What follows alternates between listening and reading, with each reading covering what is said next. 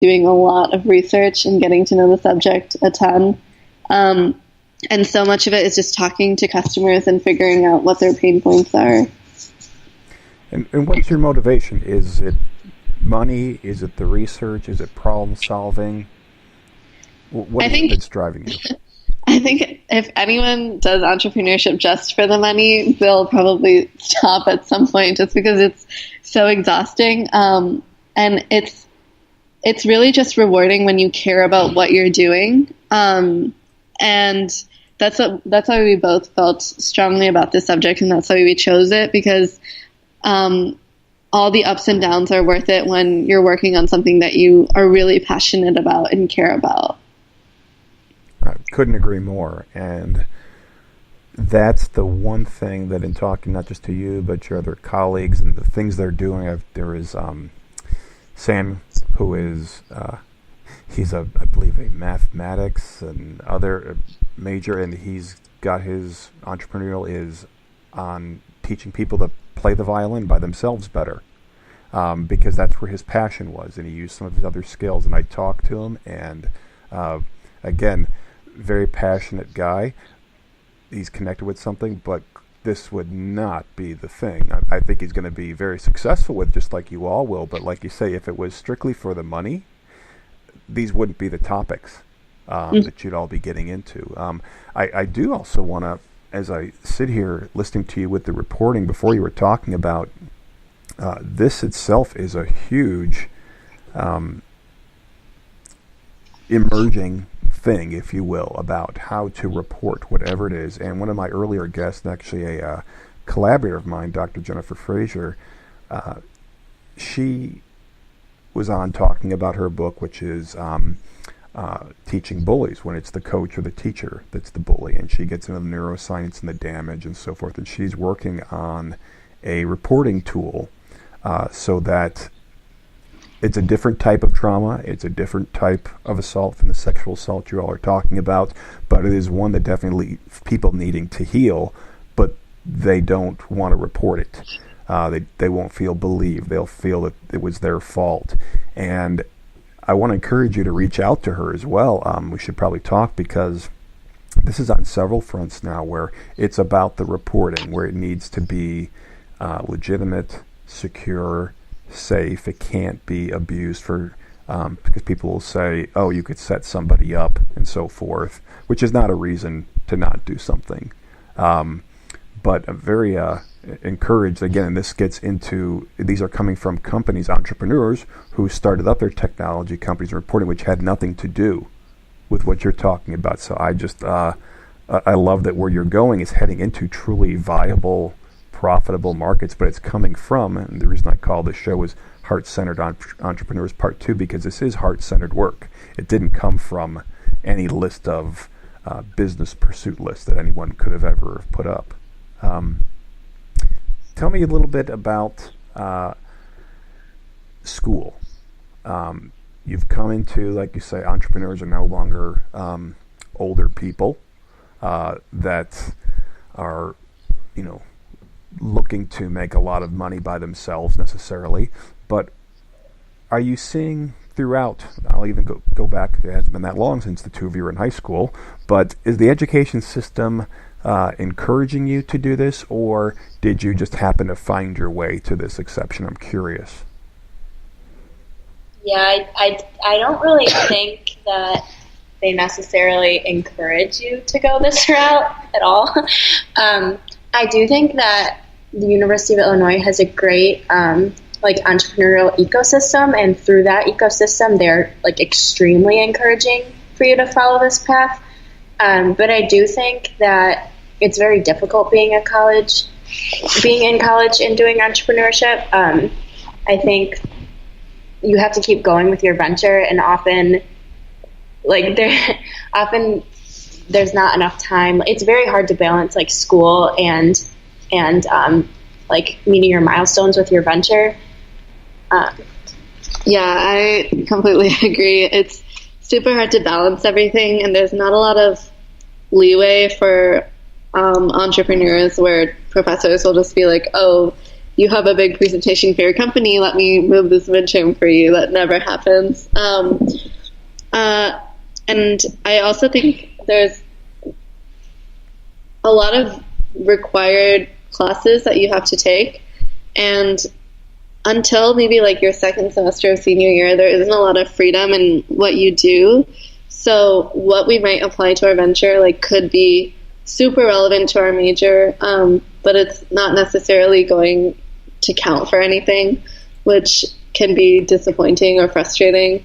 Yeah, and I find it very frustrating that ever since doing Maker Girl Goes Mobile, where we were on the road by ourselves and we were learning all these extremely valuable life skills, it's sometimes really hard for me to stay engaged with my college classes because I just know that I'm learning so much more from engaging in entrepreneurship and going out and doing these things on my own.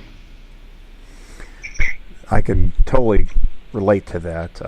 I had co-opted as a student. As an engineer, I didn't know what type I wanted to be. I started with wanting to build rockets and wound up ending up building roads, which couldn't be further apart probably. But I got there because I wanted to see what it was. And when I co-opted, I was, as you said, I was literally out on a road, not traveling, but building them. And it was hard to go back because of how much you learn when you're in the middle of it. It was nice, actually. It was great to be on campus and all that. Again, with it's a culture and a community that you won't ever find again. But as far as learning, I think I was fortunate in my department. I was also a general engineer, which meant that you made your own major after 2 years, and you picked your courses after you really knew, had a clue as to what you wanted to do. So I was fortunate and didn't realize how infrequent that was happening.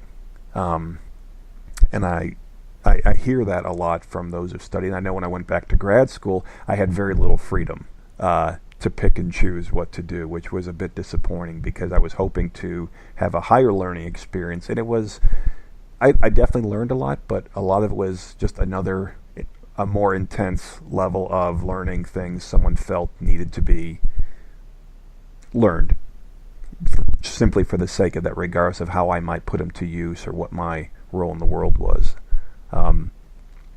What about your friends? What are they saying? I don't think my friends really completely grasp the concept of what entrepreneurship is unless they're involved in entrepreneurship. I know when I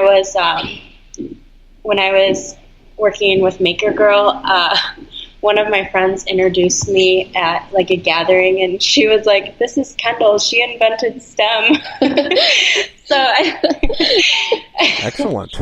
I was like, yeah, thanks. But I think it's definitely a foreign concept if you're not involved. Even before I was really involved in the entrepreneurship community, I didn't really understand what it was or why people were doing it.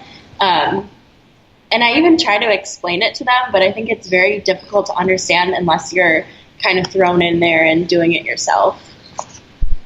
What about their opinions on school itself? Whereas those, again, I think entrepreneur, to be honest, my opinion, going way back was that's somebody who has a lot of money so they can make a lot of money by doing it their way, or it was somebody that is, scam's not a fair word, but there's a scheme in there somewhere. That's probably just results of, my growing up in the 80s business movies that were in Hollywood quite a bit. There was always something going on that was supposed to be business, but a little bit shady. What do they think about the education? Do they feel that they're jumping through hoops, or that they're getting is this a time of, discovery and things like that? I think definitely freshman and sophomore year, and even part of junior year, everyone is sort of like, oh, we just have to take these classes for the sake of taking them. But for me, once I got to more upper level classes, it was better because I could choose topics that I was actually interested in. But it still is a lot of jumping through hoops and getting through requirements to graduate with a degree. And I know, like, so I'm from the Bay Area, and a lot of people there, like, just start working and maybe don't graduate or drop out of college. And there's kind of this different view of things than I would say in Chicago, where in SF, if you are a college dropout, it means you're probably successful, whereas here it's kind of the opposite. But a lot of people who I know who did leave college early say that it didn't really hurt them because they ended up learning a lot more on the job than they would have in a classroom, because it forced them to be independent. Yeah, I can definitely see both sides of that, because there is an absolute fear of saying, well, I didn't finish, regardless of what someone may be accomplishing.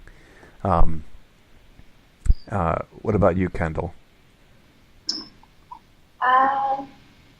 My parents have always, like, encouraged me and kind of pushed me to get my college degree. I do see, like, the value in it, and yeah, I do see the value in it, and I like college, but I just feel like the value of learning that I've gained from all of my other experiences that aren't my courses is so much greater, and I've just had, like, the best time. I also think generally, I think a lot of people feel this way actually, but I don't see a value in tests. Yeah, me either. And my favorite classes are always the ones where I have projects that I can work on independently on my own time, not necessarily a timed exam where I'm struggling to cram material and memorize stuff that I'm going to forget a day later. And and I think everything is very, like, cookie cutter. Like everyone, like, all, at least, I don't know, this is kind of for engineering. All the engineers have to come out the same, but I really like the courses and extracurriculars where you get to go the extra mile and differentiate yourself from your classmates, and work on more creative projects and taking what you learned and adding that, like, artsy aspect. Yeah, I would completely agree, and it is tough for us engineers to technical people to if you want to do something different, well, then you're not getting the foundation. I'm making air quotes yet. The best young scientists and engineers I work with on the job, often a lot of them come from schools I never heard of. I didn't know where their programs even ranked at all, but it's their personality. It's what they'll tell me. Oh, and I took this class once. You know, they had a chance to actually just take an odd class, or they had an unusual experience. Those are the ones, and you know, when I look at resumes too, I actually skip past the classwork because, and I don't mean to bore our audiences, but if I see MATLAB one more time, I don't know what it is, but apparently you all have to take it, and you're never going to use it on the job, just so you know. As depressing as that sounds. But I go right to the bottom. I look at what somebody did, camp counselor, in a band, you know, just things like that, because it says, okay, now let me see what kind of person the thinking part is. So we've talked about what an entrepreneur is. We decided that homework and tests are no good for college, and it's better for you guys to have experiences, which I couldn't agree more with. What's your view of the working world? Or let's go back. What was it a couple years ago, and what do you think it will be in a couple years from now when you enter it, with or without your degrees? And I know your parents are cringing because I just said that, but it's okay. I definitely think it's changing in terms of how long people stay in jobs. I think the average now to stay in a job is 2 years, and then people choose to move on, even if they absolutely love their job. But my parents' generation, and even like 5 years ago, I would say the trend would be to stay at a job for 20, 30 years until you retire. And I kind of do like the idea of moving around a lot, because I think when you switch companies like every 2 years, you get to know a lot of different people and work on a lot of different ideas, which I think is really cool. I think that when I graduate, which is December of next year, I definitely don't necessarily see myself working at a big traditional company. After all those